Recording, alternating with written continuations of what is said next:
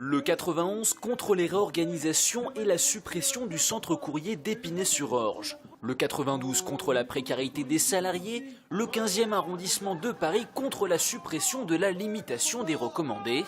Bien que les revendications soient différentes, tous ces postiers ont décidé de faire front commun. Les directions essayent de nous diviser. Donc ce qu'on va faire maintenant, vu qu'en face, ils n'ont pas envie de négocier, ils n'ont pas envie d'ouvrir des négociations, ils n'ont pas envie de discuter, et ce qu'on va faire maintenant, c'est aller chercher nos autres collègues. Notre objectif maintenant, si les directions refusent toujours d'entendre la colère qui monte, notre objectif c'est d'aller chercher les autres bureaux, les autres collègues, les autres facteurs, les autres factrices. Parce que ce qui se passe concerne tout le monde. Les plus anciens dans le mouvement sont les salariés des Hauts-de-Seine qui entamaient ce matin leur 129e jour de grève. Ce syndicaliste espère bien qu'un jour, le mouvement dépassera les frontières de la région.